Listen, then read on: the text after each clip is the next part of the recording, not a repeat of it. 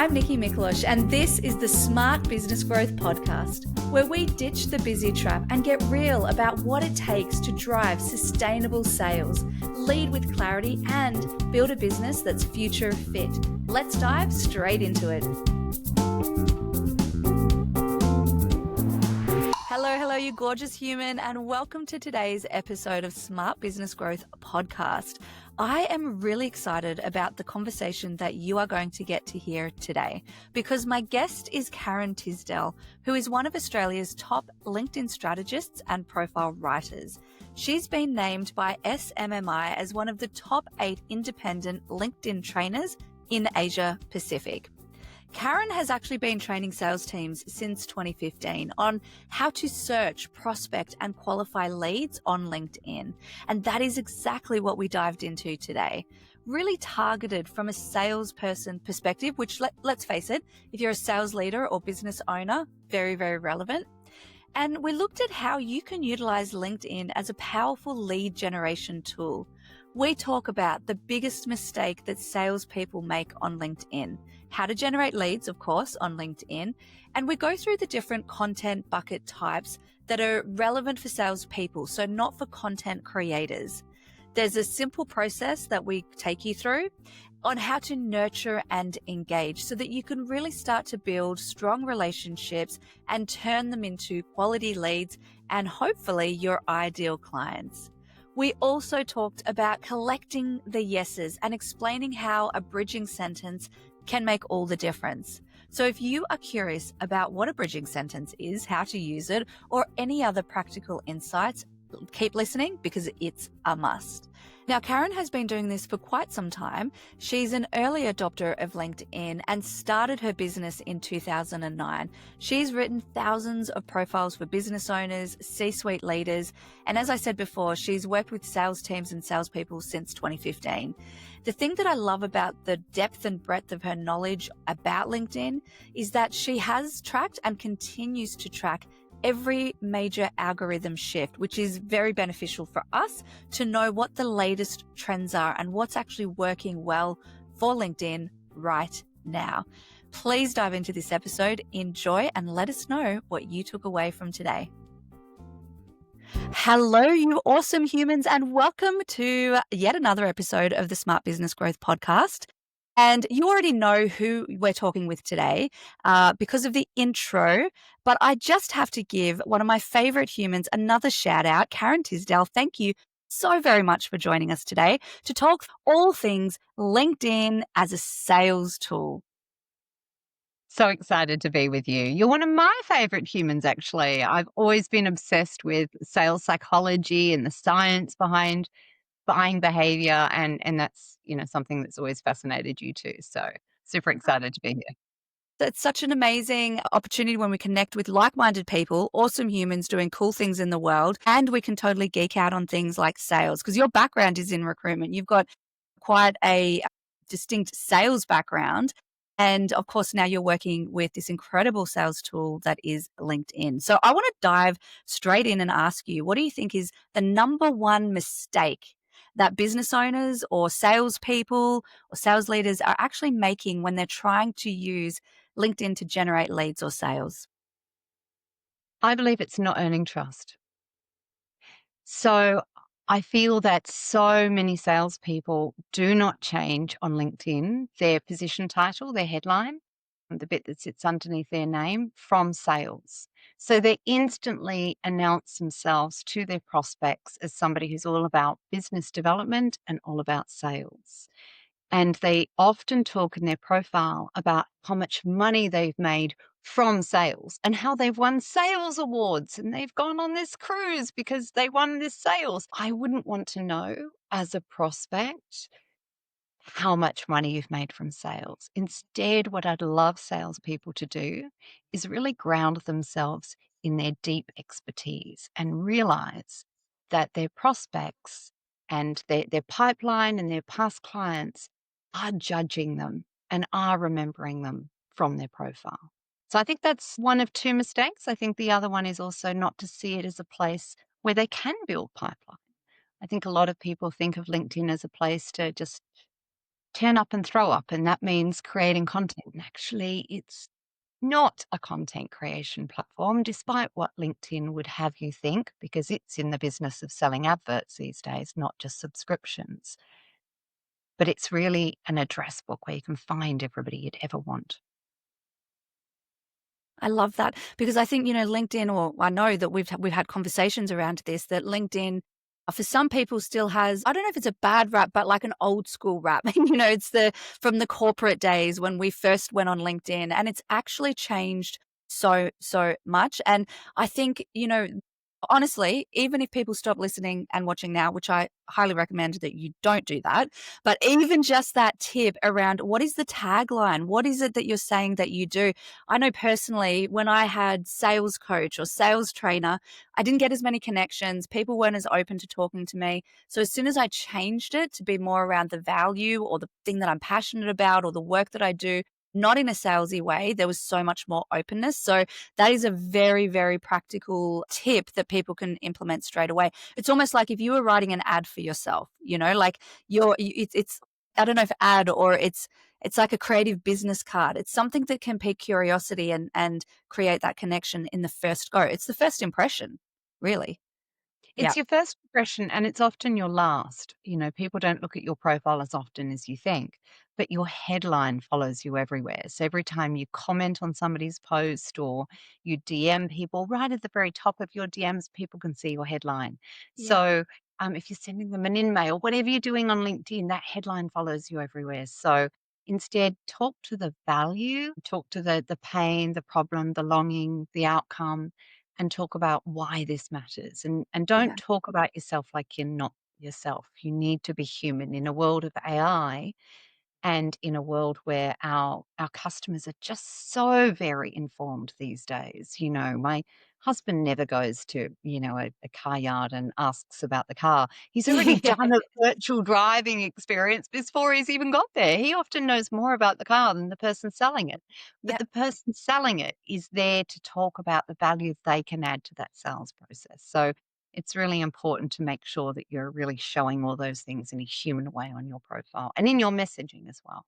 I mean, so again, so many great points in that around bringing the humanness. And HubSpot recently released some research that really talked about the fact that as salespeople, our role has changed for that very reason, Karen. People not only are able to Google and do some research, but I mean, we have to really redefine what is our role as a salesperson, what is our role as a connector, as fulfilling needs for our clients. And again, which is why I think, if anybody's listening and watching and still has that perception of LinkedIn as that old school, think about everything that's changed around us, as has LinkedIn. So what do you think? This is going to be a really open question. I know it's a big one, but I think there's going to be there's always so much gold that you share around this. How can salespeople really use LinkedIn to generate sales leads? By connecting with people, not by following them, not by creating content.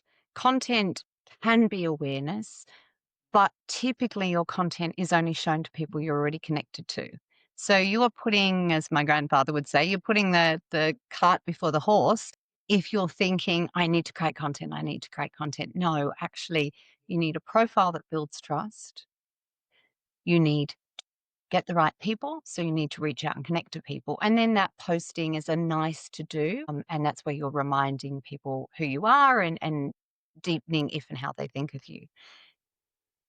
So reaching out and connecting and following up with people that you've connected to. So don't just connect with people and then ignore them. But I think it's really important to create, say, a bridge sentence, such as, thanks for connecting, I appreciate it. Copy, paste, copy, paste, copy, paste, so that you can then go back to people and say, I happen to be in your city, or I found an interesting statistic about your space that you might enjoy as well. This is the article below. This is, one sentence headline about it. Sort of so that you're building those relationships constantly, both with prospects, but also people who are in your ecosystem. So who are the people who are also selling to those same clients? I love that. I talk about that as A players and B players. So A players are your potential direct clients that you can service and help. B players, they might be an A player as well, but they also are connected to your A players, to your ideal clients. And that's what you're really big on, is creating that network. And again, it's about how we're having conversations on LinkedIn. A good thing that I often think about, because I get stuck. I mean, you're the expert in this, and we've worked together, for actually a number of years now. And I often think, when I go to comment or I send a message, if this person was standing right in front of me, if we're in a networking event or I've just met them, they're standing right in front of me, what would I say to them? And then I try and write something so it feels a little bit more human connected, because are there any other tips in terms of what do we actually say? Because I think the other thing is, sometimes, yes, we connect and then there might be an initial message, but then sometimes people can get a bit gun shy around, well, what do I do next? And you did give a couple of tips there, but any tips on how we really start that conversation and then transition it offline? Because ultimately that's kind of the goal, isn't it? It is. And I'm sure with your mind, you've got, just to put you on the spot here, you've got some statistics around how many touch points it takes. And I'd love to hear how many it is. But I think it's not just, connecting with somebody and then reaching out and saying, hey, do you want to buy? It's a bridge sentence. So thanks for connecting. I appreciate it. And not expecting a response back. Sometimes you'll get a thumbs up. I frequently get a thumbs up to that, or a little smiley face. Typically, I just get crickets. And Yeah. then I'll drop in another thing, such as a positive statistic. So, a positive statistic about their industry, and it'll be 3 to 5 words. Just seeing this about, X has grown by this percent. Thought you might find the below article or a podcast or something interesting, or dropped below. And again, no expectation of a response. And then another one might be, there's an industry event going on. We've not met, but we are connected on LinkedIn. It'd be nice to put a face to the name. Ignore the fact you can already see their face on LinkedIn. It's nice to Yeah. put a face to the name. Are you going to be at that event? Or I'm interstate. I do a lot of interstate travel with my work, doing LinkedIn training. And I always find it much easier to catch up with people interstate than I Yeah. do people in my hometown of Sydney, Australia. It's so much easier to catch up. And I'm like, I'm only in Adelaide or Brisbane or wherever for a few days. Do you have any chance I can catch up? So it's sort of a number of touch points over time, which are low pressure. Now, how many touch points do you need until people buy? What's the stats around that? I bet you've got Look, it. I know that there is, the law of seven, which is really popular around, you need to see something 7 times. It's a marketing stat, actually, before you buy, but also it's also relevant for learning and development. So we need to see or hear something 7 times before we actually really learn it. The other interesting stat that I throw out a lot is we need 5 follow-up touch points when we're doing our follow-ups. But we've got to remember, that's a warm to hot prospect. So in this instant, I think what's really critical in what you just said is you might not get a response. You might get crickets. It doesn't actually mean that it hasn't worked, and it's not a bad thing. I'm sure we're going to get to LinkedIn voice notes in a little bit further and in the conversation. But when I share, or we try, and I say, send a LinkedIn voice note or send a message, and then the person comes up to me, back to me, a client coachee comes back and says, oh, it didn't work. I'm like, okay, cool. So how many did you do? Karen, you would get this all the time. All the time. I tried LinkedIn once. I didn't get any clients, and I'm like, "What do you mean I tried? I posted one. Exactly. Here's my voice note." Like, "What?" Exactly. It's like you have to do so. Oh, maybe I did it 5 times and no one was. This is about, we need to create processes to make it simple. Like Karen, you said, your bridging sentence. I love the terminology of that. You can copy and paste it. So it can be, you could do 20 bridging sentences in 15 minutes. That's a reality, because it's easy and it's repeatable. And then as you're nurturing that conversation, then you can get a bit more tailored. Because I'm even thinking, if you're strategic about targeting an industry, then you've got a really cool stat for that industry. And then you're putting in your calendar 2 weeks later, because we don't want to be desperate or, be guided by you a week, 2 weeks, 3. Like, here's a cool stat. Here's what I thought. So you can actually still create a process. So it's really it's not time intensive. And you're warming up. And even if they don't respond to that, that's okay, because you're still top of mind for them. And again, I love if you are in town or the meeting, because I find that it's really easy. And one of the things I'm always saying is make that message, especially the bridging message, really short as possible. And a lot of people will go to, hey, I've got this really cool thing. Do you want my thing? Right? Even if it's a free thing, even if it's a lead magnet or a kit or I don't know, something really cool, we can go in too hard too quick, can't we? Definitely go in too hard too quick. I do believe that when people open their LinkedIn inbox, their messages section, we're actually bracing ourselves to be sold to, much Mm, like we open our emails in the morning. We're bracing ourselves for all those subscriptions we haven't unsubscribed from. We're bracing ourselves for all those sales messages. So you want to go really slowly. So I wouldn't go every couple of weeks. I would literally go every couple of months. right. Think about how often you would do it in person and like sort of double or triple it. It's really slow, which is, I know, really annoying and not what people Oh want my to gosh. hear. So 2 weeks is too soon, too desperate. It is. You could do an initial one. So you Yes. leave a thanks for connecting, I appreciate it. And then 2 weeks later, leave a positive statistic. But you Great. don't then want to message another 2 weeks after that. You want Yes. to then leave it a month or two Yep. and say there's an industry event or, is there somebody I can introduce you to or sort of, or Yep. here's something, is there something that I can give you? My company is holding a webinar. It's an information session on XYZ. Would you be interested in the link?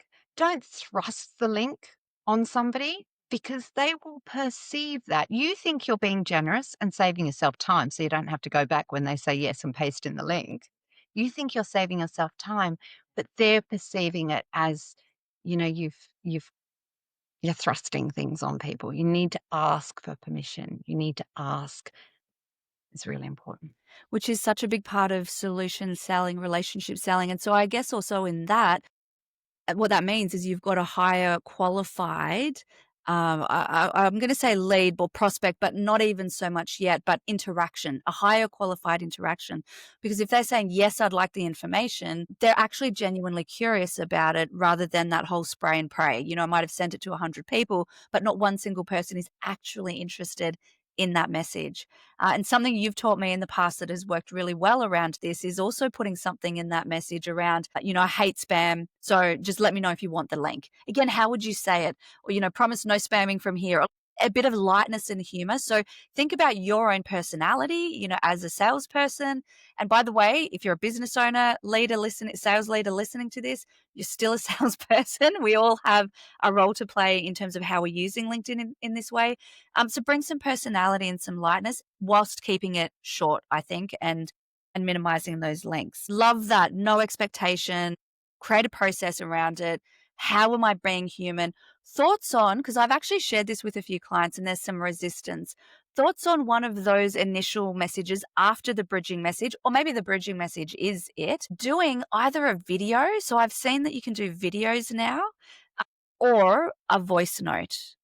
There's been probably more resistance to video, but in fact, there's not a lot of uptake, I would say, in voice notes or video. Yet I know when I do it, particularly if it's a little bit warmer, I get a great response. And by great response, just to manage that expectation, that's a couple of people responding and say, wow, that was really cool. I haven't seen a voice note. Yes, I'd love to. Great response doesn't mean even 50%, right? Like that's not kind of the point here. So I've just thrown a lot at you. Karen, take from Yeah, that. Where will we go from here? absolutely. I'm just going to go back there. Something that you and I often geek out about is the psychology behind all of this. If you get a thumbs up or you get a yes, then that's changing how they're feeling about you. I was taught in sales. So I used to be in recruitment, hardcore sales recruitment. I'm pimping people. And this was in the 1990s. So I got so much Oh sales my gosh, training. the 1900s. I know you probably would. 1990s, not 1900s. Not quite But that is sure. the 1900s. Aren't you seeing all the memes? We're that old now. Anyway, that's another conversation. So, we were always sort of taught, or I was taught, you want to collect yeses as much as possible and when you say the word yes, you actually feel different than when you say the word no, so it's all about collecting those yeses.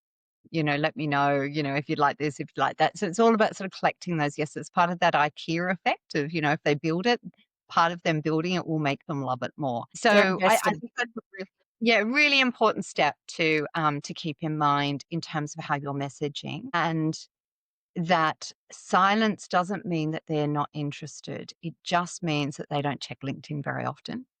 They don't have the budget yet. The pain isn't big enough yet. The longing isn't big enough yet. They're hungry. They've got other demands, and they just, they saw your message and thought that looks interesting, and they didn't get back to replying. So it's never a no. It's just a not yet. And I think that's really important to keep in our mind. And what was your question after, as I geek out about all of this? Oh my What gosh, I did you love that. originally ask? Video, thank you. Yes, I had to think for a moment. Voice Videos note. and voice notes. Yeah, absolutely. A quick interruption to this podcast episode. I'm really curious. Do you want to close more sales in less time? If the answer is yes, which I hope that it is, then you need to get your hands on the Growth Code. It is going to give you 3 proven frameworks and tools that will help future-proof your business and scale with clarity. All you have to do is head down to the show notes and click the link below. Now, I forgot to check in on the demographic of your audience. So, like whereabouts they're located. But as somebody who's a LinkedIn trainer, has been doing LinkedIn training now for coming up to 16 years. Yeah. And I'm connected to LinkedIn trainers all over the world, many of whom do a lot of sales training. I know for a fact that America's got a really high appetite for video. So if you're a salesperson in the US, in the States, and you are not doing video, I'm sorry, but you are behind the ball, because I know that my peers are in the US, LinkedIn trainers in the US, they are teaching sales teams all the time, and it's doing really well. Here in Australia, we're actually a lot more conservative. So it tends to be on the phone. You can only record voice notes on the phone. It tends to be voice notes. Okay. There is a huge resistance to it. And I don't know why. I don't know why us Australians tend to not get in our own way. I think that's why you do so well, Nikki, because you're always about helping people to get their teams to not get in their own way. Yeah. Yeah, I don't know why people don't like it. Voice notes are really powerful. Things to remember on the voice notes. Again, just to deep dive into the psychology, I've noticed that when I'm training people on how to do a voice note, don't start with, "Hi, it's, Karen Tisdell here." If you start with your name, like I've heard people practice with me, when they start with their name, their voice starts constricting. And I'm like, I can hear you're almost bracing yourself for like, "Oh, this is so uncomfortable." So don't say your name. Just pretend you already Interesting. know the person. Jump straight Yep. into it. Very cool. And also you want to love bomb them. So what I mean by love bomb is you want to really dial up your warmth. So Dan Nelken, stunning writer, copywriter, marketing copywriter, he says marketing is warmth. So you really want to show a lot of warmth, a lot of humanity in your voice. You really want to dial up that personality. I can feel myself doing it now in my voice. So I'm really like oozing warmth. You're really exaggerating how you speak. So you're really building that connection through your voice. You're making your voice almost a caricature of itself. And that will distract you from thinking about, everything else going on. Don't worry about going, like all of that's great, because you actually don't want to sound too polished. You want to sound human. You want to start with them and end with them. And voice notes are very powerful because trust in the written word has been declining since 1970s. We do not trust what we read. I believe we also brace ourselves being sold to. But when we hear something, we're more inclined to believe it to be true. So trust in voice is increasing, which is why we've got so many people, so many cybersecurity people and stuff, like they're targeting. One of the biggest things that people are targeting at the moment is phoning people and trying to do dodgy sales on voice. We trust voice implicitly. I think it's because of our GPS. When all of our instincts are saying turn left and the GPS says turn right, we turn right. So voice is a really powerful tool, but you need to not get in your own way and just do it. Yeah. It's the law of familiarity, isn't it? And even when you say, I love that term, collecting yeses, which is the law of consistency, because the more that we do say yes, the more likely we are to continue to say yes. We are invested in that. And it's really interesting that there's a bit of a difference with the US. And I would say, and I'm going to put it out there, come on, team, let's still do some videos. because the law of familiarity even increases there. But I do think, yeah, there is this almost resistance. Is it cheesy? It's almost like, is it too cheesy? But I would also say to that, don't make it cheesy. Like, be genuine, be authentic, be you, and therefore it is a true connection. Trust in the word declining, not surprising with AI, with ChatGPT, and all these different, tools that we can use to write scripts. So I think another really important message for everyone to take away is actually the less polished and the less perfect it is, even better. I had somebody actually do a video for me, and I'm pretty sure they were a LinkedIn person. I can't remember their name, but one thing that they said, if you're going to do this, here's a top tip. Okay. So if you can do a voice note, well, that is unique anyway, because you're doing it in the message. But you can do a video, say, on Loom. I'm a big fan of Loom. You all know this. That's another thing that we've got to embrace. You can do a video somewhere else and still put it into LinkedIn chat. If you're going to do that, I mean, I know you'll agree with this, Karen. Please don't say, hey there. Hey there. I'm like, okay, you've obviously, good on you, because you've recorded this video and you're sending it to 20 people, but I immediately didn't feel the connection. I would rather if that person said, hi, Nikki, I'm recording you a quick video because I wanted to introduce myself and I hope you're having a freaking awesome day. Like, it actually just could be, right? That simple. Yeah, it is. It's really Yeah. important. And when you say don't be cheesy, I think so somebody who really sticks in my mind, LinkedIn trainer Angus Grady in the UK, and dear Angus, if you're listening to this, he can be quite cheesy, but it really works. So he actually quite literally holds a piece of paper that literally says the person's name, and he's like, Yes.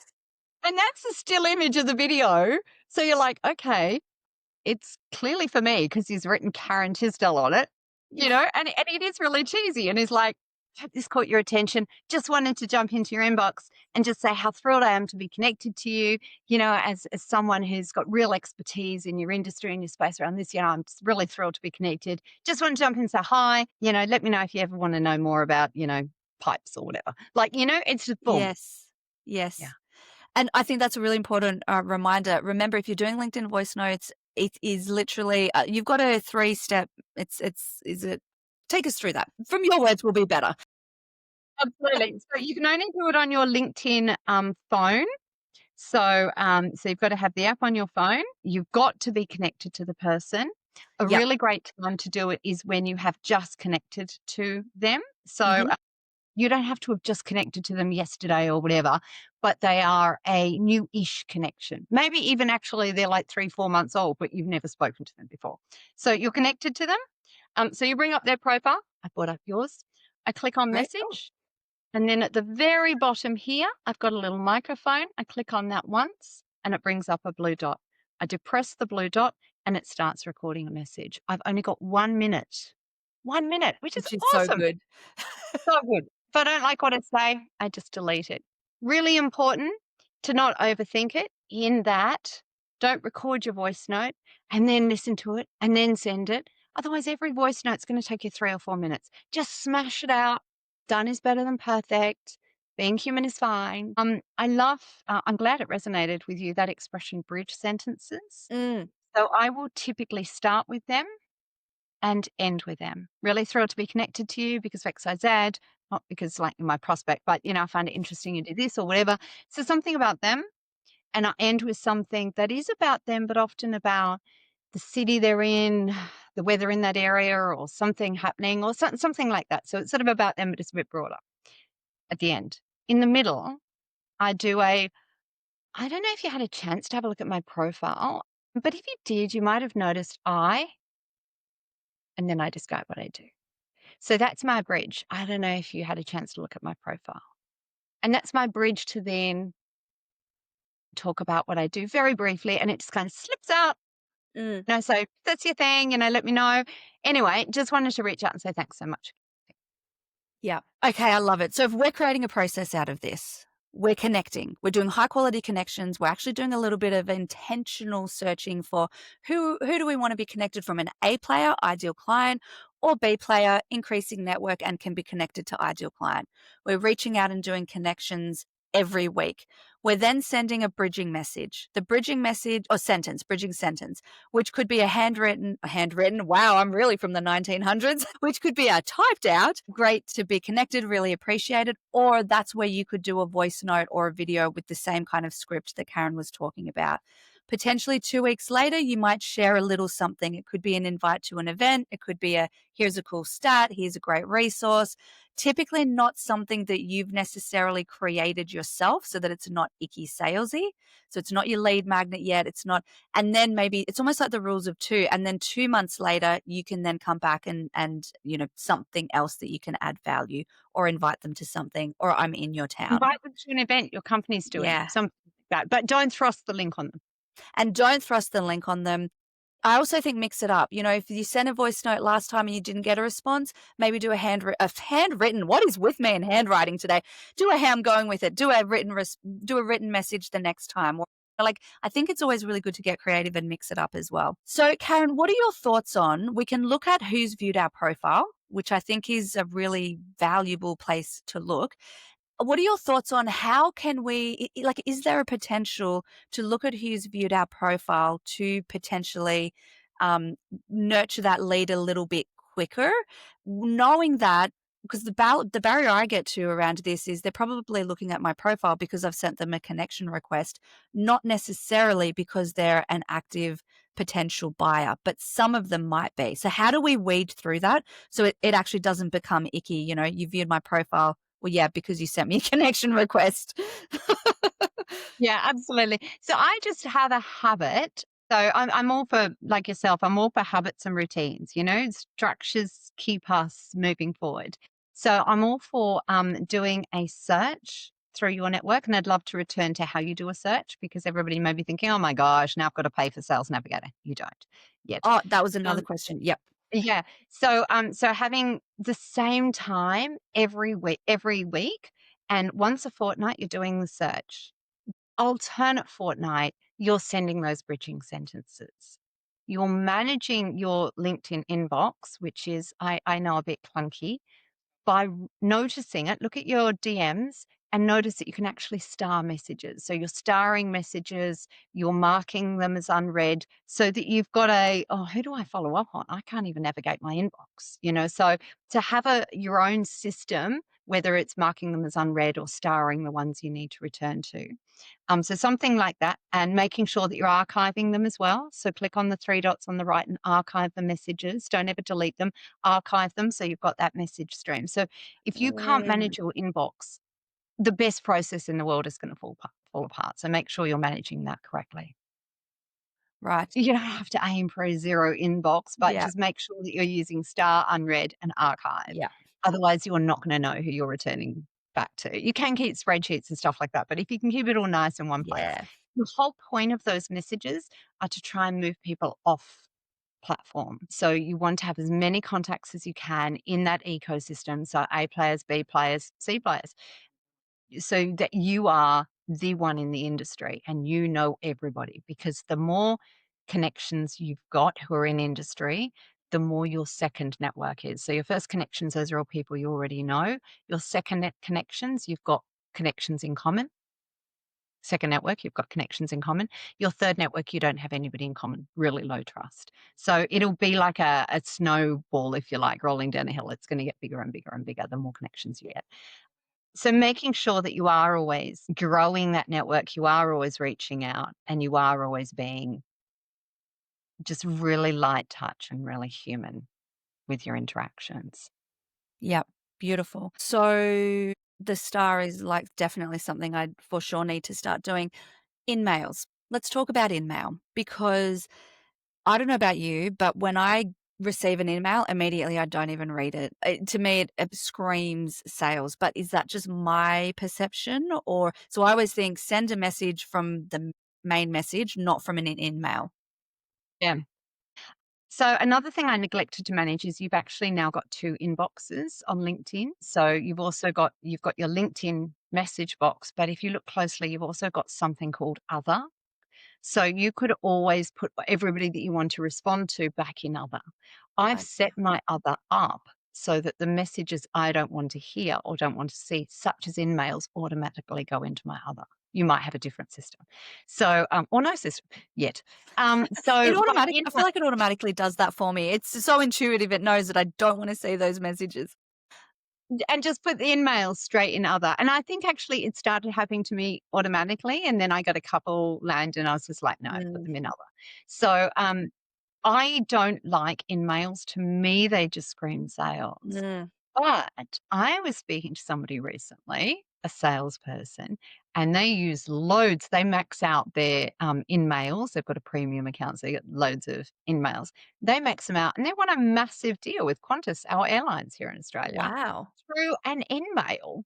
Yeah. So, yeah, so they made a sale through an in-mail on LinkedIn. Look, so it is possible, apparently, Yeah. but I just always feel it's salesy. I also feel that sending somebody an in-mail instantly screams sales to me, and also you'll forget that if you're connected to them, you can automatically message them. So you want those connections because Yes. it's never a no, it's a not yet. You Yeah. want to have and not just sales today and sales tomorrow, but sales next week and next month and the month after that and the year Mm. after that. You don't want it to be a finite number. So if we think about where people are at in their buying journey, not everybody's ready to buy at the right time. So you want to make sure that you're not missing any opportunities by having all those connections. So really it's about understanding and bringing this concept of the cold, warm, and hot nurture to LinkedIn as well. So this is such a I mean, what other tool really where we can actually nurture all types of leads? When we're looking at sending a connection request, message or no message in the connection request? If you don't have LinkedIn Premium, you don't have any options around this. So personalized messages for people who are on LinkedIn free, now only two a month. Ah, wow. So I know it's but this hasn't created what LinkedIn had hoped it would create. I believe that LinkedIn were, because it's a money-making machine, of course. Yeah. And so I think that they hoped that by reducing the number of personalized invites, more people would pay for premium. I'm sure some people have, but it's also normalized the act of not leaving a message when you reach out to somebody. Yes. Yep. And I think human behavior has changed as well. When Mm. I look at how my teenagers interact a lot of the young people, there's a huge reticence these days around talking to people face to face. There's a huge reticence around having a phone call. People are mediating things through really short text messages and WhatsApp and the like. So we're becoming shyer while counterintuitively also lonelier. So I think we need to realize that if we are sending a personalized message, it can't actually be too personal because it'll feel creepy to people. Yes. Well, again, it comes down to the human connection. Yeah, it does. It does. So when people have remarking on things in my profile, such as where I've studied and stuff like that, I'm like, did you just put my profile into Yeah. AI and say, create, like, you know what I mean? I'm like, did you really read that? No, Come I just get on. Yeah, I know. I'm like, "Oh, it feels creepy and weird." So I think people are also feeling a bit creeped out. So don't feel you need to I know I'm then sitting on this question. I'm not giving a yes, no on this because, um, it doesn't matter if you don't personalize that invite for most prospects. Yeah. LinkedIn are putting out stats saying you have to personalize because you'll get a higher acceptance rate. LinkedIn are putting out that stat. They're not showing the evidence. Who knows?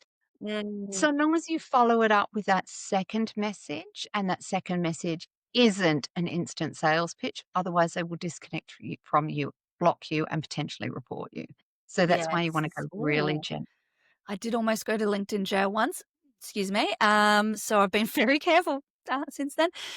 Again, what I'm really hearing with all of this is would we do it at a networking event? Would we have gone and looked at their website? Well, maybe when before we meet them, but we wouldn't then kind of verbatim, here's the things I loved about your website. Be great to shake your hand and meet you right now.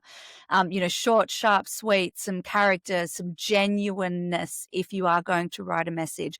Mix it up, do some without, do some with, kind of see for yourself what the results are. And even this whole, because again, I see it so much, people are rushing to send through whatever that thing is that they sell or the offer or a discover meeting. So why are they going to say yes? Would they say yes to you if you were standing in front of them? So I do want to reiterate that, because as you sort of alluded to before, and I get it because I'm an impatient person. I'm like, what's the quick process? But actually, we're dealing with humans here, even though it is online. It is as though we are in person. So there's got to be something interesting, meaningful, of value, piques their curiosity for them to actually move from on LinkedIn to a meeting or a catch up or coming to an event or a phone call or whatever else it might be. So look, LinkedIn can get very crowded as well, and we've talked about some really good practical strategies on how to engage and nurture and use LinkedIn as a tool. We've not really even touched on content. I do have a quick question around that, because I tend to see salespeople. That's not what business owners. That's where their mind goes to first. I need to create content. Salespeople, that doesn't even kind of even register, I think, for them somewhat. And obviously, we need to have a half decent bio. It doesn't have to be the fanciest, but I guess what's the minimum that a salesperson needs to do in terms of making sure that their bio is professional enough that it sets, good enough message, and for content, creating content, because they're not necessarily marketers, but is it a critical, important part of LinkedIn to Yeah. generate leads? Yeah, absolutely. So, on that profile piece, don't talk about sales, don't talk about business development, don't talk about that world trip that you were given for the volume of sales that you made. Talk about your expertise and your passion and your genuine interest in the industry that you're in. Talk about the pain, the problems, talk to some case studies, some of the difference you've made and why you enjoy it and what you like about it. You want to show that this is the sort of thing that you're an expert in, that you're reading lots about, so that your very well informed customer who's also read a lot about it doesn't have to keep reading. Yeah. They can just go, great, I've read a lot. That lines up with what this person's saying. I feel trust. And we have a lot of connections in common. I feel trust. With that creating content piece, I'm seeing two different types of content, to divide it into two buckets. So, one, there is that thought leadership content. So, that's where you can create tips and show what actually, for salespeople, you could even have a third. So you're sharing tips and information on frequently asked questions. So what are your frequently asked questions? What are your FAQs? Ask your customer service team. In fact, get them to BCC you on their emails. What are the frequently asked questions that you get? That's what you create content about. Right. The second type of content I'm seeing quite a lot is really emotional content, and really personal content. And that's where you have to go, what's my role in the organization? How would my organization feel about this? Don't make it political. Is this okay for me to say? And if you can, try and make it quirky personal. So I did quite well with a piece that I wrote ages ago. And I just happened to mention that as a child of the 1980s, because I am that old, as we've established earlier today. I used to do roller skating. I was one of those roller skating girls. And and so you can so see that, can't you? I And I do. I love it. I'm jealous. with But all I the black couldn't foam roller skate. I hair never and do it. I love that. Yep, so, I can see that. yeah, I was totally up there. And so I mentioned that in a post. So something about, the dog you had, roller skating, Yes. Can still be light, entertaining. something light and entertaining, but make it into a metaphor. Use Mhm. AI to make it into a metaphor or to weave it into a story or something that's about your work. You don't want to make it all personal, otherwise, you're confusing how it is you're thought of. Yep. The third piece of content that I think salespeople can put out is really by sharing case studies you got permission to share, and also by looking at what's happening in your industry. So this is similar to thought leadership in that it's answering frequently asked questions, but it may just be an event that you've gone to. Take Yeah. pictures of all of the speakers, reiterate their key points, like be the spokesperson for your industry. So, not just your company, not just your FAQs, but what's happening more broadly. And if you can always make those types of content, we think about this as, number three type of content, then that is, making it about other people, other things, other movers, other shakers. Make your customers the hero, jump on and do a quick video with them. Oh, that'd be good. Make them make them famous, talk about it. There are a lot of beautiful engineers doing some really great work on LinkedIn. And one of them is in Western Australia and he does something to do with, I kid you not, pipes. And these pipes are massive and they travel around Australia on road trains. And he does footage with like a drone of these pipes just going through different places and things like that.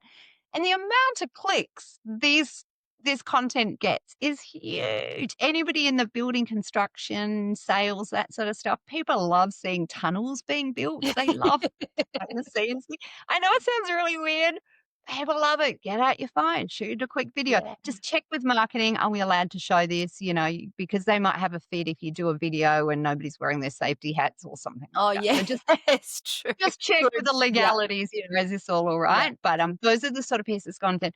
But in terms of your success, remember that you really do need to reach out. And on LinkedIn, you've got those search. So in the top left-hand corner, you've got a search bar on LinkedIn, and it's not just for names. You Mm. can put one keyword in there and then look on your screen for all filters. And I say look on your screen because I reckon in 2026, probably 2027 is definitely, they're going to move that all filters button. So Ah, that all filters button is where you can search by industry, you can search by job title right at the very bottom. I need to pay sales navigator. yes.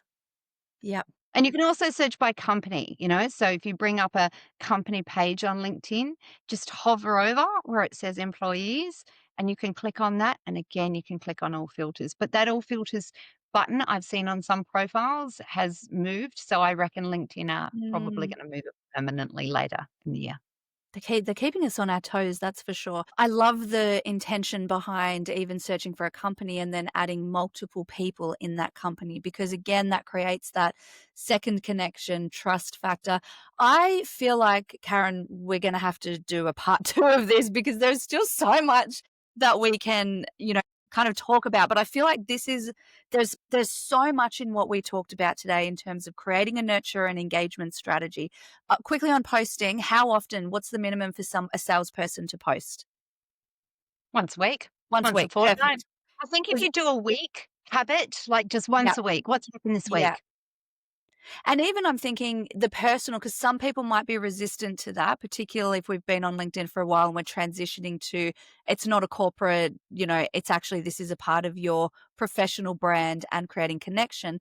But I even think that category could be a behind the scenes, behind the scenes photo of I'm like in the store, in the warehouse, walking to a client appointment, like you out in the wild. So people are getting to know who you are, but again, it's not too personal if you're starting to warm up to this. And you're showing the values of of the organization as well. You've got to remember a lot of buyers are buying for values.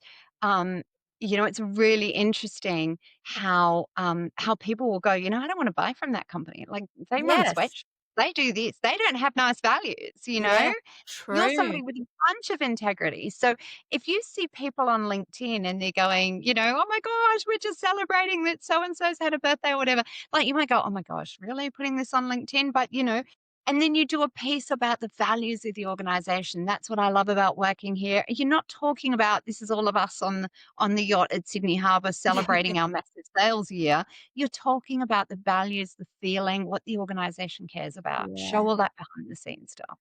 Amazing. There's so many good tactical things for salespeople and all of us to really take away. So if somebody's listening and watching thinking, oh, where do I start? What's one action that they can take in the next 24 hours that you think would be really valuable for them?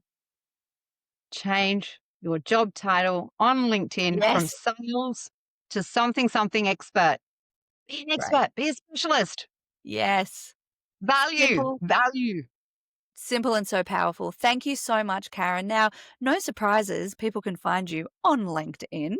And you are extremely generous with resources, FAQs. You have so many tidbits. So, where do you want people to come and friendly stalk you? Yeah, come and find me on LinkedIn. Click more or the 3 buttons on my profile and click connect. Don't just follow me. And I've got tons of free stuff. Tons and tons and tons of free stuff. So if Yeah. there's anything you're wondering, let me know.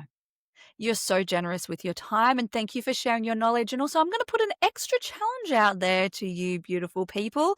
Why not send Karen or me or both of us a LinkedIn voice note? Extra bonus points for you. And actually, if you do that, I will send you a copy of my book, first person to do that, of Healthy Hustles. So if Karen or I, first person to get a voice note or a video, I mean, then I'm going to send you a copy of my book.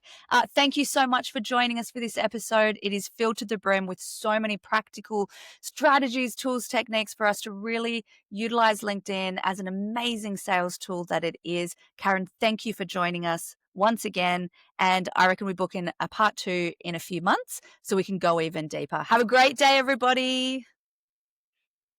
Thanks so much.